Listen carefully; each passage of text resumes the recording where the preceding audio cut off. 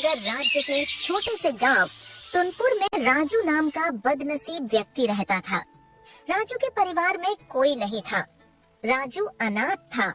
राजू जब थोड़ा समझदार हुआ ही था, तभी उसके माता पिता का एक एक्सीडेंट में देहांत हो गया था। तब से राजू अकेले ही रहता था। राजू गांव के बाहर एक छोटी सी झोपड़ी बनाकर रहता था। राजू की आर्थिक स्थिति बहुत खराब थी। वो बहुत गरीब था। राजू किसी तरह दूसरों के खेतों में काम कर अपना पेट पालता था। राजू ने बचपन से बहुत परेशानियां देखी थी, परंतु उसने कभी अपने नसीब को नहीं कोसा था। राजू हमेशा सिर्फ एक ही चीज सोचता था कि आज उसकी नसीब भले उसका साथ ना दे रही हो, पर उसको भरोसा था कि अगर वो मेहनत करता रहेगा तो एक न एक दिन उसकी नसीब भी बदल जाएंगी और उसके तकदीर का दरवाजा भी खुल जाएगा। एक दिन इसी तरह राजू श्यामलाल जमींदार के खेत पर काम कर रहा था और श्यामलाल पास ही के पेड़ के नीचे बैठा हुआ था। राजू अपने काम में मस्त होता है, तभी राजू को श्यामलाल के रोने की आवाज आती है। श्यामलाल को रोता देख राजू फौरन उसके पास जाता है। क्या हुआ मालिक, आप क्यों रो रहे हो? कुछ हुआ है क्या? मुझे बताइए, शायद मैं कुछ आपकी मदद कर सकूं। राजू से इस तरह मदद के लिए सुन श्यामलाल थोड़ा भड़क जाता है। अरे राजू, तू क्या मेरी मदद करेगा जब तू अपनी खुद की मदद नहीं कर सकता? तू किसी की मदद करने लायक होता तो आज मेरी जमीन पर काम नहीं कर रहा होता। सेठ जी, ऐसी कोई बात नहीं है। सब नसीब का खेल होता है और नसीब एक तराजू की तरह होती है। जिसके तरफ मेहनत का वजन बढ़ेगा वो धीरे धीरे उसकी ओर झुक जाएगी। मेरा क्या है, मैं बस अपनी मेहनत पर विश्वास करता हूँ। आज नहीं तो कल नसीब का तराजू मेरी तरफ भी झुकेगा और मेरे भी तकदीर का दरवाजा खुलेगा। राजू से इस तरह की बातें सुन श्यामलाल को बहुत प्रसन्नता होती है। क्या बात है राजू, तुझे और तेरी सोच को मेरा सलाम।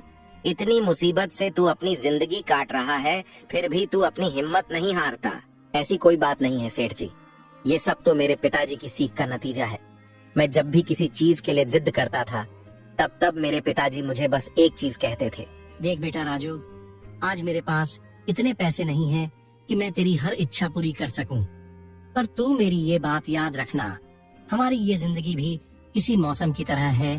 कभी बहुत धूप तो कभी बहुत ठंड तो कभी बहुत वर्षा, पर तुम्हें उस एक वृक्ष की तरह हमेशा डट के खड़े रहना होगा और बस मेहनत करते रहना होगा, क्योंकि हर मौसम का एक समय होता है।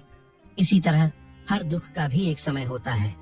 एक ना एक दिन वो भी समाप्त हो ही जाएगा। बस तुम कभी हिम्मत मत हारना। वाह, क्या सोच थी तुम्हारे पिताजी की। काश मैं भी उनसे मिल पाता। अरे सेठ जी, ये सब तो बीती बातें हैं, ये सब छोड़िए और मुझे पहले ये बताइए, आप क्यों रो रहे थे? अरे राजू, अब क्या बताऊं तुझे, मैं एक बहुत बड़ी मुसीबत में फंस गया हूँ। मुझे कुछ समझ नहीं आ रहा है कैसे इस समस्या से बाहर निकलूं। क्या हुआ सेठ जी, जरा साफ साफ बताइए। राजू, मेरे पास मेरे पिताजी की एक जमीन है जिस पर मेरा और मेरे भाई का पूरा हक बनता है, पर मेरे चाचा के बच्चों ने उस पर अपना हक जता लिया है।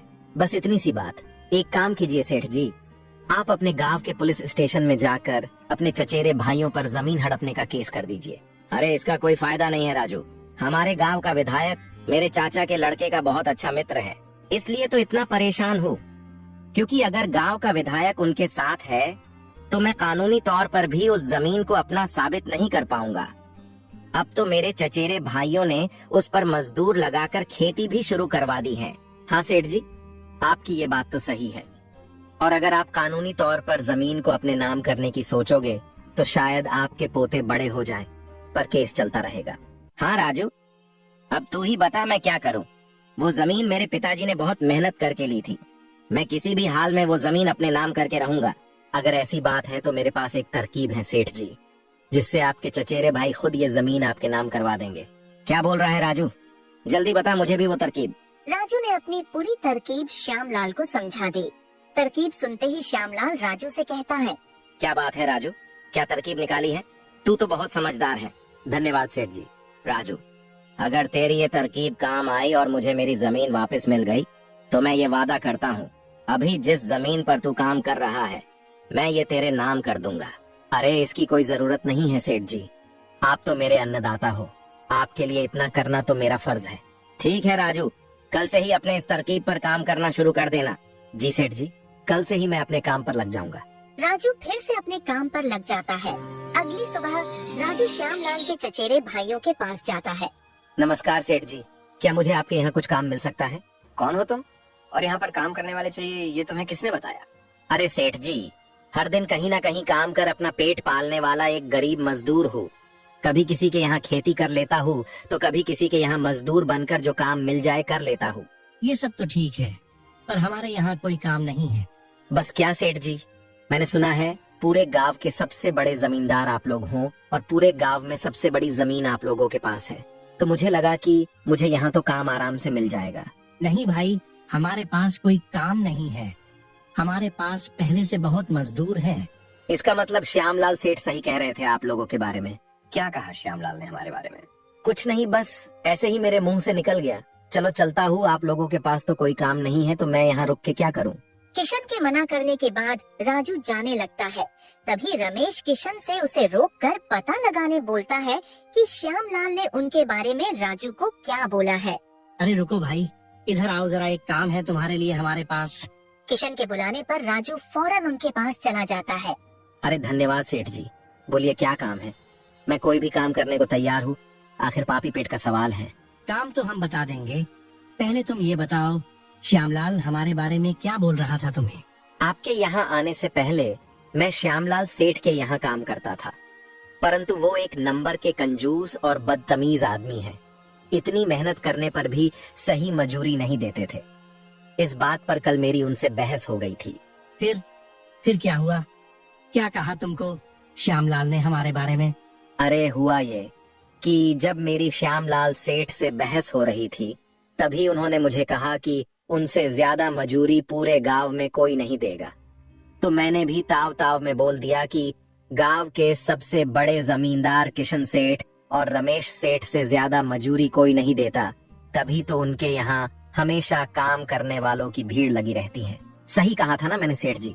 अरे हाँ भाई हाँ, आखिर हम गांव के सबसे बड़े जमींदार हैं, तो हमारा फर्ज बनता है हर मजदूर को उसके काम के हिसाब से सही सही मजूरी मिले। वाह क्या बात कही है आपने सेठ जी। श्यामलाल सेठ तो मेरे हिसाब से आपके इतना शायद कभी सोच ही ना पाए। चलिए सेठ जी, मुझे भी मेरा काम बता दीजिए तो मैं भी काम पर लग जाऊं। किशन और रमेश दोनों भी राजू की चिकनी चुपड़ी बातों में आ जाते हैं और उसे अपने यहाँ खेतों में काम करने का काम दे देते हैं। किशन के कहते ही राजू उनके खेतों में काम करना शुरू भी कर देता है। इसी तरह कुछ दिनों तक राजू किशन और रमेश के खेतों पर काम करता है। राजू बाकी मजदूरों से ज्यादा काम करता था। वो समय से पहले आ जाता और काम पर लग जाता और सब लोगों के जाने के बाद ही जाता। राजू को इतनी मेहनत करते देख किशन और रमेश आपस में बात करते हैं। अरे रमेश भैया, ये राजू तो बहुत मेहनती है, ये अकेला ही 4 लोगों का काम कर देता है। अच्छा हुआ उस दिन इसे हमने रोक लिया। हाँ भाई, बात तो तू पते की कर रहा है। अच्छा हुआ राजू को हमने अपने यहाँ काम पर रख लिया। वो बहुत मेहनती और ईमानदार भी है। आजकल के जमाने में ऐसा व्यक्ति मिलना घास के ढेर में सुई ढूंढने की तरह है। हाँ भैया, कुछ भी कहो, मेहनती तो बहुत है राजू। इसके इतना काम शायद ही कोई करता होगा हमारे यहाँ। राजू ने अपनी मेहनत से दोनों भाइयों का दिल जीत लिया था। इसी तरह कुछ दिन और बीत जाते हैं। रविवार की सुबह सुबह किशन और रमेश अपने खेत के दौरे पर जाते हैं। जब वो अपने खेत पर पहुंचते हैं तो देखते हैं कि राजू काम कर रहा होता है। राजू को रविवार को भी काम करता देख किशन बोलता है, अरे राजू भाई, रविवार के दिन भी तुम काम कर रहे हो, आज तो आराम कर लिया होता। आराम? वो क्या होता है? अकेला रहता हूँ घर पर, और अकेला व्यक्ति घर पर रहकर क्या ही आराम करेगा। इसलिए सुबह जल्दी ही आ जाता हूँ और काम पर लग जाता हूँ। इसमें मेरा दिल लगा रहता है। तुम बहुत मेहनती व्यक्ति हो। एक काम करो, आज तुम काम रहने दो, जाओ जाकर वहाँ पेड़ के नीचे आराम करो। नहीं सेठ जी, इसकी कोई जरूरत नहीं। आप लोग जाइए, मैं ठीक हूँ। मुझे काम करना पसंद है। ठीक है राजू, फिर हम निकलते हैं। तुम्हारा जब मन करे अपने घर चले जाना। ठीक है सेठ जी। इसके बाद किशन और रमेश खेत को राजू के भरोसे छोड़ वहाँ से चले जाते हैं। अगली सुबह जब किशन और रमेश अपने खेत पर आते हैं तो देखते हैं पुलिस वहाँ आई है। पुलिस को देखते ही दोनों दौड़े दौड़े आते हैं। क्या हुआ थानेदार साहब, यहाँ क्या कर रहे हो? हमने तो पहले ही इस जमीन के असली कागजात बड़े थानेदार को दिखा दिए थे ना। अच्छा, ये जमीन तुम्हारी है ना? तभी तो तुम दोनों को अंदर करने आया हो। अंदर? मैं कुछ समझा नहीं थानेदार साहब, कहना क्या चाहते हो? साफ साफ कहो। साफ साफ कहने की कोई जरूरत नहीं है। जरा अपनी नजर घुमाकर वहाँ देखो तुम्हारी जमीन से क्या निकला है। थानेदार के कहते ही दोनों भाई जब पलट कर देखते हैं तो वहाँ उनकी जमीन में किसी की लाश गाड़ी हुई होती है, जिसका सिर्फ कंकाल बचा होता है। कंकाल को देख दोनों भाई की हवा टाइट हो जाती है। ये कहाँ से आया हमारे जमीन में? चलो अब बहाना मत बनाओ, पहले लोगों को मारो, फिर उसे अपनी जमीन में गाड़ो और फिर बोलो ये क्या है। नहीं थानेदार साहब, ये सब क्या है? ये यहाँ कैसे आया? हमें कुछ नहीं पता है। चलो अब झूठ मत बोलो, तुम दोनों तो अब गए। अगर फांसी नहीं हुई तो कम से कम उम्र कैद की सजा तो पक्की होगी। फांसी और उम्र कैद सुन दोनों भाई डर जाते हैं और थानेदार के सामने गिड़गिड़ाने लगते हैं। नहीं थानेदार साहब, हमने कुछ नहीं किया। ये सब कहाँ से आया इस जमीन में हमें नहीं पता। वाह क्या बात है, तुम्हारी जमीन से कंकाल निकलते ही हमारी जमीन से इस जमीन पर आ गए। इस मामले से बचने के लिए दोनों भाई कुछ तरकीब लगाने की सोचते हैं। तभी वहाँ राजू आ जाता है। अरे सेठ जी, ये पुलिस क्यों आई है? कुछ हुआ है क्या? हाँ राजू, देखो पता नहीं कहाँ से हमारी जमीन में ये कंकाल आ गया है। राजू कंकाल का नाम सुनते ही चौंक कर बोलता है। क्या कंकाल? ये कहाँ से आ गया? ये तो बहुत बड़ी मुसीबत में आ गए आप दोनों मालिक। हाँ राजू, अब तू ही कुछ तरकीब बता जिससे हम इससे बाहर आ सके। तीनों को खुसुर पुसुर करता देख थानेदार कहता है, चलो अब कोई तरकीब मत बनाओ, दोनों में से एक भाई तो पक्का जाने वाला है जेल में। अब तुम दोनों ही फैसला करो कौन जाएगा। थानेदार साहब, हमें बस 5 मिनट दीजिए, अभी हम फैसला करके आते हैं कौन जाएगा जेल। ठीक है, जल्दी जल्दी तय करो, किसको लेके जाऊं मैं जेल। ठीक है थानेदार साहब। राजू, किशन और रमेश थानेदार से थोड़ी दूरी पर चले जाते हैं। देखो मालिक, दोनों भाइयों के फंसने से अच्छा है कोई एक भाई फंसे। अब आप लोग सोचिए कौन जाएगा जेल। राजू भाई, हम दोनों भी अंदर नहीं जाना चाहते, कोई तरकीब लगाओ भाई जिससे हम दोनों बच जाए। मालिक एक बात बोलूं, इस कंकाल को देख के तो लगता है काफी महीनों पहले से इसे जमीन में डाला गया होगा। एक तो किशन फांसी की बात सुन बहुत डरा हुआ था और राजू से ये सुनते ही किशन डर के फटाफट पूरी कहानी राजू को बता देता है। देखो राजू भाई, सच्ची सच्ची कहूँ, ये जमीन तो हमने बस महीने पहले ही हड़पी थी अपने चचेरे भाई श्यामलाल से। किशन से हड़पने की बात सुन राजू ऐसा बर्ताव करता है जैसे उसे कुछ पता नहीं है इस बारे में। क्या कहा मालिक? हड़पी थी जमीन? मैं कुछ समझा नहीं, जरा साफ साफ बताइए। किशन जमीन हड़पने वाली पूरी कहानी राजू को बता देता है। किशन से पूरी कहानी मुंह जबानी सुनते ही राजू कहता है, मालिक मेरे पास एक तरकीब है जिससे सांप भी मर जाएगा और लाठी भी नहीं टूटेगी। बताओ राजू भाई, जल्दी बताओ। तरकीब बताने से पहले आप मुझे ये बताओ, आपके लिए ये जमीन प्यारी है या आप दोनों की जान? इसमें कोई कहने की बात थोड़ी है राजू, हमें जमीन से ज्यादा हमारी जान प्यारी है। तो एक काम कीजिए मालिक, आप सबसे पहले जाकर थानेदार को बोल दीजिए ये जमीन श्यामलाल सेठ की है। थानेदार को बोलना हमने तो बस 1 महीना पहले ही ये जमीन उनसे बस काम करने के लिए ली है, बाकी का मैं संभाल लूंगा। अरे राजू, पर इससे तो हमारी जमीन हमसे छीन जाएगी, उसका क्या? नहीं मालिक, आप शायद मेरी तरकीब अब तक समझे नहीं। आप जब ये थानेदार को बोलोगे ये जमीन श्यामलाल सेठ की है तो पुलिस किसको पकड़ेगी? श्यामलाल सेठ को। और श्यामलाल सेठ के अंदर जाते ही ये जमीन फिर से आप लोग हड़प लेना, समझे? इससे आप लोग भी बच जाओगे और जमीन भी आपकी रहेगी। राजू की तरकीब सुन दोनों भाई दंग रह जाते हैं। वाह राजू भाई, तुम तो बहुत दिमाग वाले हो। आज तक तो तुमने हमें अपने बल से प्रसन्न किया था, आज तुम्हारी बुद्धि हमारी जान भी बचाएगी। राजू की तरकीब सुन तीनों थानेदार के पास जाते हैं और थानेदार को सब वैसे ही बोलते हैं जैसे राजू ने उन्हें कहा था। थानेदार साहब, ये जमीन हमारी नहीं है, हमने तो बस काम करने के लिए ये जमीन हमारे चचेरे भाई श्यामलाल से ली थी। वाह, जब तुम खुद फंस गए हो तो अब किसी और को फंसाकर अपने आप को बचाना चाहते हो। नहीं साहब, आपको विश्वास नहीं हो रहा तो राजू से पूछ लीजिए, ये हमारे पास बस अभी काम कर रहा है, इसके पहले ये श्यामलाल के पास काम करता था। बोलो राजू, ये जमीन किसकी है? हाँ थानेदार साहब, ये जमीन श्यामलाल सेठ की है। किशन सेठ और रमेश सेठ ने तो बस कुछ ही समय से इस जमीन पर काम कराना शुरू किया है। राजू से ये सब सुनने के बाद थानेदार राजू को श्यामलाल को बुलाने बोलता है। ठीक है, अगर ऐसी बात है तो एक काम करो राजू, जाओ और श्यामलाल को बुला कर लाओ। राजू फौरन जाकर श्यामलाल को बुला लाता है, पर श्यामलाल अपने साथ पूरे जिले के एसीपी साहब को लाता है। सलाम सर जी, आप यहाँ? हाँ, बस यहाँ पास से गुजर रहा था तो भीड़ देख यहाँ चला आया। बोलो यहाँ क्या चल रहा है? देखिए सर जी, इन दोनों के जमीन से ये कंकाल निकला है और अब ये लोग बोल रहे हैं कि यह जमीन श्यामलाल की है। थानेदार ने पूरी कहानी एसीपी को बता दी और इन सब में अपने आप को फंसता देख किशन एसीपी को बोलता है। नहीं सर जी, ये जमीन हमारी नहीं है, हम बस कुछ समय से यहाँ काम करा रहे हैं। आप हमारे पास काम कर रहे मजदूर राजू से पूछ लीजिए। हाँ साहब, ये जमीन श्यामलाल सेठ की है। मैं कैसे मान लूं कि यह जमीन श्यामलाल की है? मेरे यहाँ का थानेदार तो कह रहा था इस जमीन पर केस चल रहा है और ये जमीन शायद तुम्हारे हवाले हुई है, और अब तुम बोल रहे हो ये जमीन श्यामलाल की है। नहीं साहब, हम बस इस जमीन को हड़पने की साजिश कर रहे थे, पर अब हमें नहीं चाहिए ये जमीन। अगर आपको चाहिए तो हम वो केस भी वापस ले लेंगे। थानेदार एक काम करो, तुम जाओ, आगे का मैं संभाल लूंगा। एसीपी के कहते ही थानेदार वहाँ से चला जाता है। चलो अब श्यामलाल तुम बताओ, ये कंकाल यहाँ कहाँ से आया? तुमने किसको मार के यहाँ डाला है? अरे साहब, ये तो नकली कंकाल है। ये सब तो हमारा प्लान था इन दोनों के मुंह से सच्चाई सुनने के लिए। श्यामलाल से यह सुनते ही दोनों भाइयों के पैरों के नीचे से जैसे जमीन ही खिसक जाती है।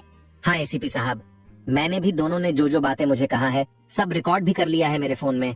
आप चाहे तो ये रिकॉर्डिंग अपने साथ ले जा सकते हैं सबूत के तौर पर। राजू को भी इस प्लान में शामिल देख दोनों भाई को समझ जाता है कि यह सब श्यामलाल और राजू ने मिलकर किया है। अब तो उन दोनों के खिलाफ एसीपी के पास सबूत भी था और उन दोनों के पास अपनी गलती मानने के अलावा कोई चारा नहीं था।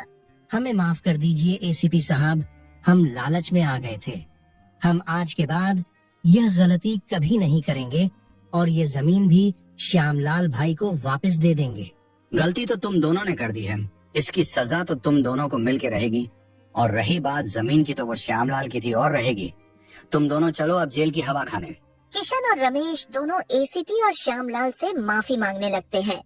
दोनों को इतना गिड़गिड़ाता देख श्यामलाल दोनों को माफ कर देता है। एसीपी को भी इन्हें नहीं ले जाने देता है और अपना केस भी वापस ले लेता है। श्यामलाल के केस वापस लेते ही एसीपी वहाँ से चला जाता है।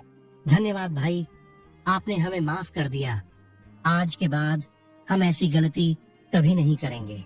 ठीक है किशन, कोई बात नहीं। बस ये याद रखना कि एक जमीन के टुकड़े के लिए तुम्हें अपनों के साथ कभी छल नहीं करना चाहिए। तुम्हारे बुरे समय में तुम्हारे अपने तुम्हारा साथ देने आएंगे। जमीन का क्या है, कभी मेरी तो कभी तुम्हारी। आखिर में श्यामलाल राजू को जमीन भेंट कर देता है और उसकी एक जमीन का मालिक राजू को बना देता है। राजू, जैसे कि मैंने वादा किया था, उस दिन जिस जमीन पर तुम काम कर रहे थे, आज से वह जमीन तुम्हारी है और तुम उसके मालिक। नहीं मालिक, इसकी कोई जरूरत नहीं है। याद करो तुमने क्या कहा था मुझे। बस मेहनत करते रहो, एक ना एक दिन तकदीर का दरवाजा जरूर खुलेगा। तो समझो, तुम्हारे तकदीर का दरवाजा खुल गया और अब तुम भी एक जमीन के मालिक हो। अब से तुम्हें किसी और के यहाँ काम नहीं करना होगा। दोस्तों, इस तरह राजू ने अपने मेहनत और दिमाग से श्यामलाल को उसकी जमीन वापस दिला दी और दोनों ठगी भाइयों को भी सबक सिखा दिया। और इस तरह राजू ने अपने मेहनत और दिमाग की मदद से अपने फूटी किस्मत बदल दी और अब वो भी एक बड़े से जमीन का मालिक बन गया।